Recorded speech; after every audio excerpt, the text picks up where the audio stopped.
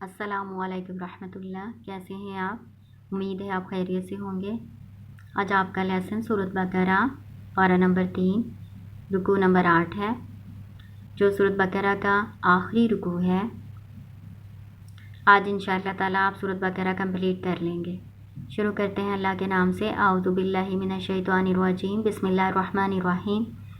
للہ ما فی السماوات وما فی الارض وَإِن تُبْدُوا مَا فِي أَنفُسِكُمْ أَوْ تُخْفُوهُ يُحَاسِبْكُم بِهِ اللَّهُ فَيَغْفِرُ لِمَن يَشَاءُ وَيُعَذِّبُ مَن يَشَاءُ وَاللَّهُ عَلَى كُلِّ شَيْءٍ قَدِيرٌ۔ للہ، اللہ کے لیے۔ یہ جو لام زیر لی ہے نا، اس کو لام جر کہتے ہیں اور اس کا معنی ہوتا ہے کے لیے۔ اللہ کے لیے ہے ماں جو فی السماواتی آسمان میں ہے، وما فی الارض اور جو زمین میں ہے، یعنی اللہ کی مخلوق ہے۔ وَإِن تُبْدُوا اور اگر تم ظاہر کرو، ما فی انفسکم جو تمہارے نفسوں میں ہے، دل میں ہے، او تخفوہ یا تم اس کو چھپاؤ، یحاسبکم وہ محاسبہ کرے گا تمہارا بھی اس پر، اللہ تعالیٰ تمہارا اس پر محاسبہ کرے گا۔ فَيَغْفِرُ پس وہ بخش دے گا، لِمَن یشاء جس کو وہ چاہے گا، وَيُعَذِّبُ اور وہ عذاب دے گا، مَن یشاء جس کو وہ چاہے گا، وَاللَّهُ اور اللہ تعالیٰ عَلَى كُلِّ شَيْءٍ قدیر ہر چیز پر قدرت رکھنے والا ہے۔ یہ بہت ہی سخت آیت تھی۔ احادیث میں آتا ہے کہ جب یہ آیت نازل ہوئی تو صحابہ کرام بہت پریشان ہوئے۔ انہوں نے دربار رسالت صلی اللہ علیہ وسلم کی خدمت میں حاضر ہو کر عرض کیا، یا رسول اللہ صلی اللہ علیہ وسلم، نماز، روزہ، زکوٰۃ، حج وغیرہ یہ سارے اعمال جن کا ہمیں حکم دیا گیا ہے، ہم اپنی طاقت کے مطابق ان کو بجا لاتے ہیں، کیونکہ یہ ہماری طاقت سے بالا نہیں ہے، لیکن دل میں پیدا ہونے والے خیالات اور وسوسوں پر تو ہمارا اختیار ہی نہیں ہے، وہ تو انسانی طاقت سے ماورا ہیں، یعنی وہ ہماری اختیار میں نہیں ہے کہ اپنے خیالات اور اپنے سوچوں کو قابو میں کر سکیں، کنٹرول میں کر سکیں۔ تو وہ بہت ان باتوں سے پریشان ہوئے۔ تو اللہ تعالیٰ نے، انہوں نے کہا، صحابہ نے کہا کہ اللہ تعالیٰ نے تو اس آیت میں اس کا بھی محاسبہ کرنے کا اعلان کیا کہ جو ہمارے دل میں خیالات یا وسوسے پیدا ہوتے ہیں۔ تو آپ صلی اللہ علیہ وسلم نے کہا کہ ابھی تم سمعنا و اطعنا ہی کہو۔ تو آپ صلی اللہ علیہ وسلم کے کہنے کے مطابق صحابہ نے یہی کہا کہ ہم نے سن لیا، ہم نے اطاعت کی۔ پھر اللہ تعالیٰ نے آگے حکم نازل فرما دیا اگلی آیت میں کہ اللہ تعالیٰ نہیں کسی جان کو تکلیف دیتا، لا یکلف اللہ نفسا الا وسعها۔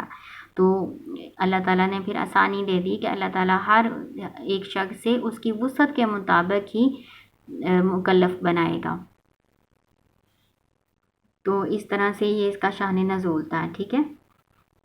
اس طرح کی ایک حدیث بھی ہے جس میں آپ صلی اللہ علیہ وسلم نے فرمایا ہے کہ میری امت سے اللہ تعالیٰ نے جو دل میں بات آتی ہے، جو دل میں وسوسے آتے ہیں، اللہ تعالیٰ نے میری امت سے اس کو معاف کر دیا ہے۔ تو جب تک ہم کوئی عمل نہیں کر لیتے یا کوئی بات منہ سے نہیں نکال لیتے تب تک وہ نہیں لکھا جاتا، ٹھیک ہے نا۔ جب تک وہ ہمارے خیالات ہی ہیں، ہمارے ذہن میں ہیں، تو تب ہمیں ان کا کوئی گناہ نہیں ہے، نہ کوئی اس کا کوئی محاسبہ ہے اور نہ ہی ہمارے نامہ اعمال میں وہ لکھا جاتا ہے۔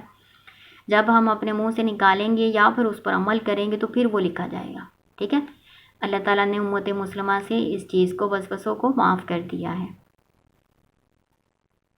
آمن الرسول بما انزل الیہ من ربہ والمؤمنون کل آمن باللہ وملائکتہ وکتبہ ورسلہ لا نفرق بین احد من رسلہ وقالوا سمعنا واطعنا غفرانک ربنا والیک المصیر۔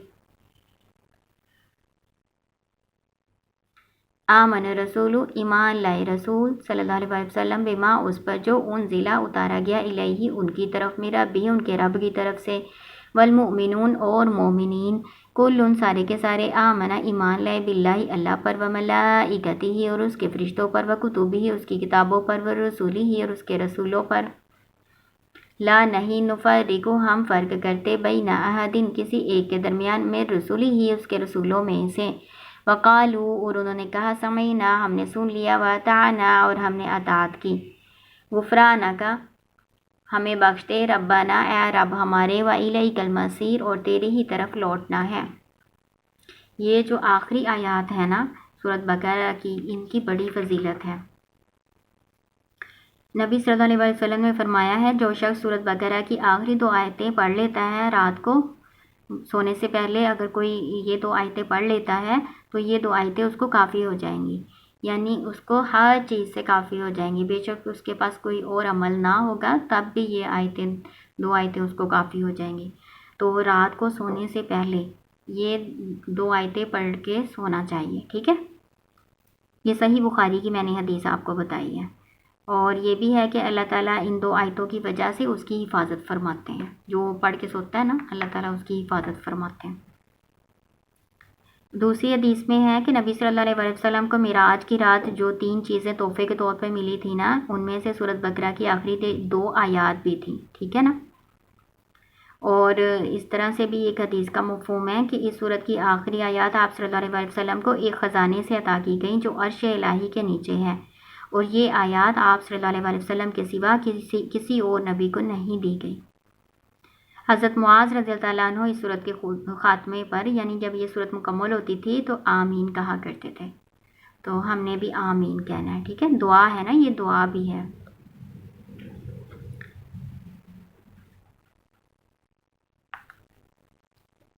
اور یہ میں نے آپ کو سارا بتا دیا کہ اوپر والی جو آیت تھی اس کی وجہ سے صحابہ پریشان ہو گئے تھے، پھر اللہ تعالیٰ نے یہ والی آیت اتاری نا، لا یکلف نفسا الا وسعها، اللہ تعالیٰ نہیں تکلیف دیتا کسی جان کو مگر اس کی وسعت کے مطابق، ٹھیک ہے نا۔ تو پھر صحابہ کرام کو کی پریشانی، رضوان اللہ اجمعین کی پریشانی کچھ کام ہوئی، تو پہلے انہوں نے کہا سمیعنا واطعنا، تو پھر اللہ تعالیٰ نے ان سے ہلکا کر دیا، ان کے جو وہ پریشانی تھی ان کو ختم کر دیا، اور کہا کہ ہر ایک کو اس کی وسعت، اس کی طاقت کے مطابق ہی آزمایا جانا ہے۔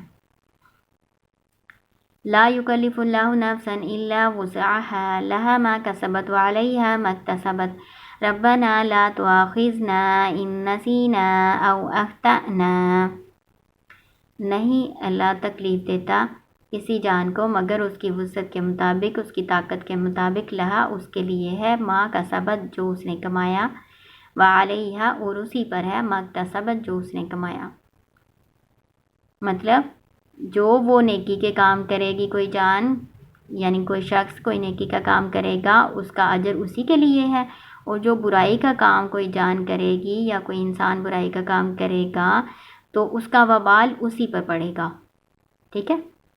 ربنا اے رب ہمارے، لا تؤاخذنا نہ تو ہم سے مواخذہ کر، ان نسینا اگر ہم بھول جائیں، او اخطانا یا ہم غلطی کریں، ربنا اے رب ہمارے، ولا تحمل اور نہ تو ڈال، علینا ہم پر، اسرن بوجھ، کما جیسا کہ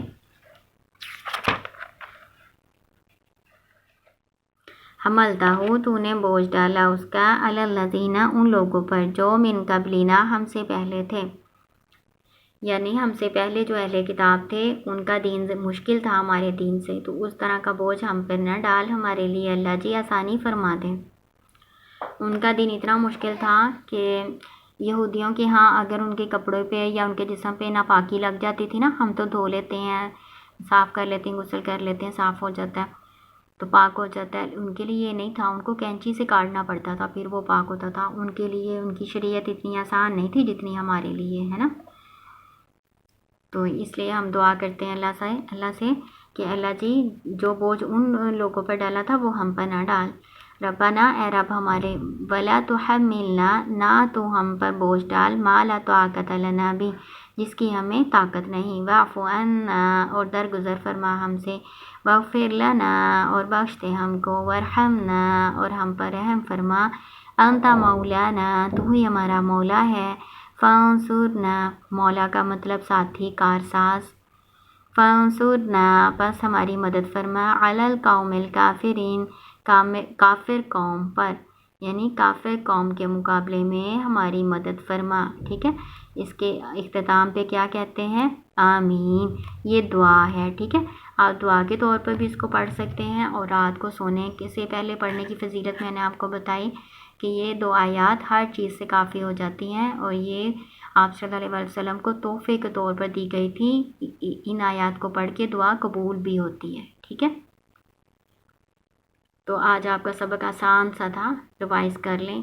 آپ کی یہ سورۃ بقرہ آج انشاءاللہ الحمدللہ مکمل ہو چکی ہے. السلام علیکم ورحمۃ اللہ.